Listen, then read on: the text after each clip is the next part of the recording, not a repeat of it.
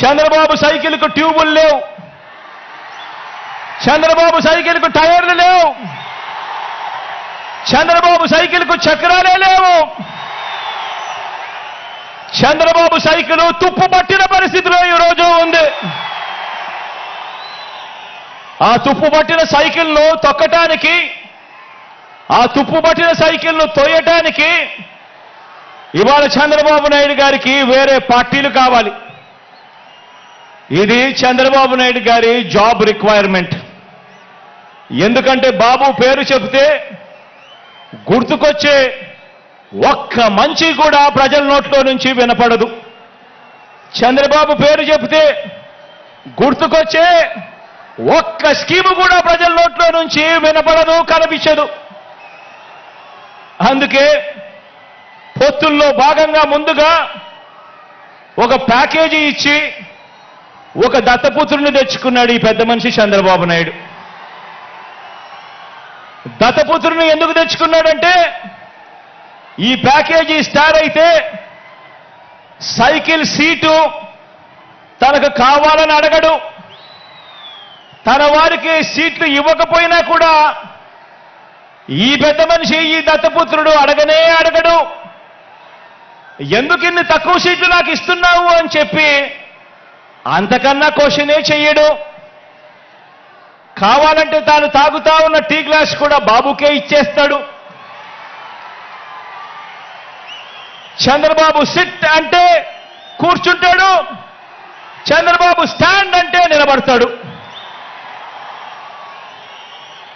సైకిల్ను ఎప్పుడు దిగమంటే అక్కడ దిగుతాడు, ఎప్పుడు సైకిల్ను తోయమంటే అప్పుడు తోస్తాడు.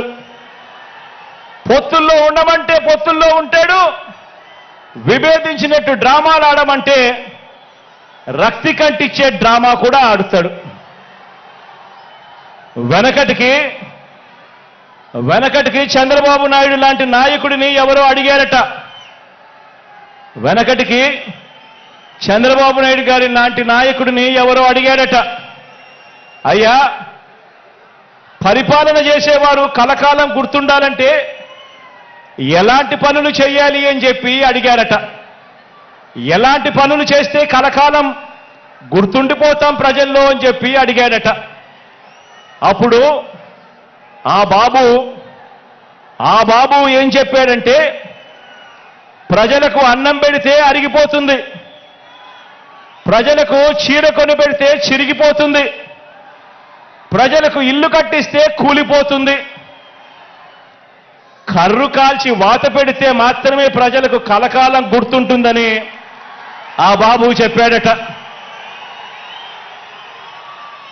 ఈ 14 ఏళ్ళు సీఎంగా ఉన్న బాబు కూడా అలాంటోడే. 14 ఏళ్ళు ముఖ్యమంత్రిగా ఉన్న ఈ చంద్రబాబు కూడా అలాంటోడే. అదే చేశాడు. అలాంటి బాబు ఎంతమందితో పొత్తులు పెట్టుకున్నా, ఇలాంటి ఈ చంద్రబాబు ఎంతమందితో కూడా పొత్తులు పెట్టుకున్నా కూడా ఈ చంద్రబాబు నాయుడు గారి పరిస్థితి సున్నా.